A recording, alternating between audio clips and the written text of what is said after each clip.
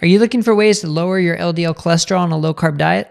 I'm Dr. Brett Scher, medical director at dietdoctor.com, and this is a topic that is near and dear to my heart.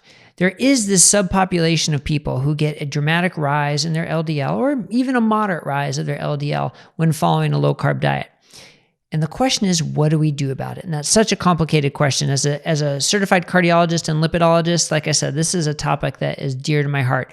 The first point I always have to make is this is the minority of people. The studies suggest and clinical practice suggests that the majority of the people starting a low-carb diet don't see a significant rise in their LDL. In fact, they usually see benefits to their HDL and triglycerides and their ApoB to A1 ratio and a beneficial effect to their lipid profile. Some, however, are going to see this rise in the LDL.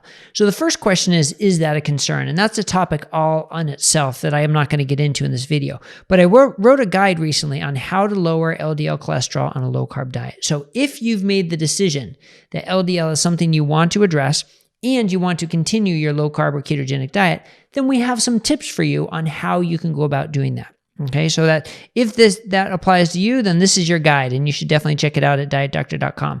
But here are some of the summaries. So the first is make sure you're following the right marker. ApoB or LDLP are much better markers to follow than LDL cholesterol. So if you're following your cholesterol, make sure you're getting those checked. You also want to notice the size and density of your cholesterol, as that can make a difference in terms of how risky, quote unquote, risky it is. This is a superficial, description that I'm giving. You can find a little bit more on the guide. But number one, you've probably heard it before, you can try cutting out excess saturated fats. The butter and the cream in your coffee that maybe you don't need. Adding extra fat to all your meals, maybe you don't need. Stick to the whole foods without the added fats, and some people will see a significant decrease in their LDL just by doing that. Also, swapping out saturated fats for monounsaturated fats. Some find this challenging. It means a lot of oils and nuts and seeds and fish, and less dairy and meat. So for some people, that's not as enjoyable of a diet, but that's one other strategy that can sometimes help lower the LDL cholesterol by keeping you on a ketogenic diet. Make sure you're getting plenty of fiber. Fiber actually does help bind the bile acids and help with reduce overall LDL cholesterol. So that's something, even taking fiber supplements, time-restricted eating can have a benefit for reducing LDL. There have been studies recently to suggest that. And know your carbohydrate threshold. Do you really need to be in ketosis? Do you need to be below 20 grams of carbohydrates?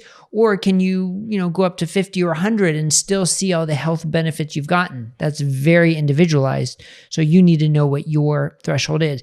But here's the key, and here's what I go into in this guide, is you have to design your N of 1 experiments and kind of know how to best design it. What do you change? How long do you change it for? And what do you follow? These are very important questions that you should define ahead of time. Don't just sort of willy-nilly start changing things and see what happens. You want to carefully design these experiments so you know what's going to have an effect for you for your LDL cholesterol. So again, if you have an elevated LDL cholesterol on a low-carb diet and you've decided that's something you want to lower, this guide can be for you to help you design your experiments how to do that. All right, so check that out at dietdoctor.com. Click subscribe below so you'll get all our video updates. Thanks a lot. Have a great day, everybody.